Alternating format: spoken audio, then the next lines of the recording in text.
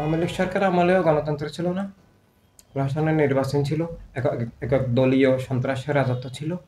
এখনো বর্তমানে তাই আছে। বর্তমানে আগের চেয়েও ভয়ংকর অবস্থা। এখন ধর্মের নামে অধর্মগ্রবাদী, জঙ্গিবাদী সাম্প্রদায়িক রাজনীতির বিষাক্ত প্রাদুর্ভাবের কারণে ধর্মের আসল শিক্ষা যে ইসলামের প্রেমময়, মানবিক, গণতান্ত্রিক যে সর্বকল্যাণময় শিক্ষা সেটা ধ্বংস হয়ে যাচ্ছে। এভাবে একই সাথে মানে আবার আগের সেই বস্তুবাদী, জাতীয়তাবাদী চেতনা যে উগ্রবাদী, একক গোষ্ঠীবাদী রাজনীতি সরকারি প্রশ্রয়ে আবার প্রতিষ্ঠিত হচ্ছে।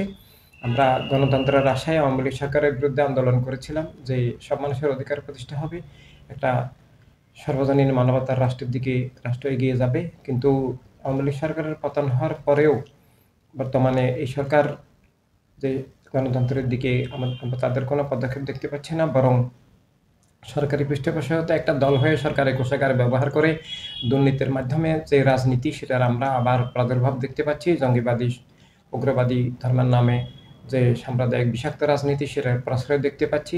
দেশে আইন শৃঙ্খলা পরিস্থিতির মারাত্মক অবনতি ঘটেছে। জননিরাপত্তা নাই, খুন ডাকাতি, রাহাজানি, চুরি, এগুলা অন্যান্য অবিচার বেড়ে গেছে এবং এভাবে রাষ্ট্রকে দলীয়করণ করা হচ্ছে, দলীয়করণে চাকরিচ্যুত করা হচ্ছে।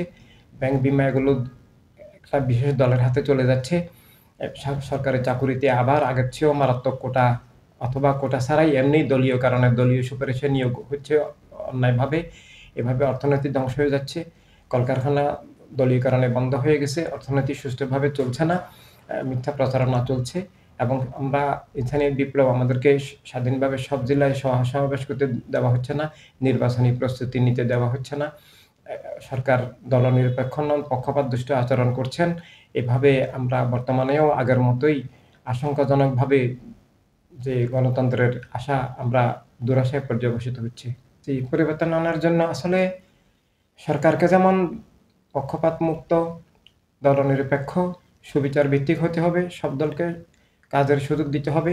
সরকারি প্রশ্রয়ে দুর্নীতির মাধ্যমে রাষ্ট্রীয় কোষাগার ব্যয় করে মানে সরকারি বিশেষ দল তৈরি করে বিশেষ দলের মতবাদ চাপিয়ে দেওয়ার ধরনের মানে একটা অন্যায় থেকে বিরত থাকতে হবে এবং একই সাথে জনগণকেও তাদের বোধ বিচার শক্তি কাজে লাগাতে হবে যে সব মানুষের অধিকার ভিত্তিক, সব মানুষের স্বাধীনতা ভিত্তিক, সব মানুষের বিশ্বাস আদর্শ নিয়ে চলার যে রাষ্ট্র, মানবতা রাষ্ট্রের লক্ষ্যে মানবতা রাজনীতি প্রবর্তন করতে হবে। বর্তমান সংকটের পিছনে আছে বাংলাদেশ এবং বিশ্বব্যাপী মানব জীবনের সংকটের মূলে আছে একক গোষ্ঠীবাদী রাজনীতি। একক ধর্মের নামে, একক জাতীয়তাবাদের নামে একক গোষ্ঠীর রাজনীতি জীবনের সব সংকটের মূল। আর এখান থেকে মুক্তির জন্য মানবতা রাজনীতির প্রয়োজন এবং মানবতার রাষ্ট্রের প্রয়োজন। মানবতার রাষ্ট্র বলতে বোঝায় সব মানুষের সমান ইজ্জত, নিরাপত্তা, অধিকার, স্বাধীনতা, রুটি রুজির রাষ্ট্র। আর মানবতার রাজনীতি বলতে বোঝায় একক গোষ্ঠীর রাজনীতি নয়, একক ধর্ম বা একক মতপথের একক দলীয় রাজনীতি নয়।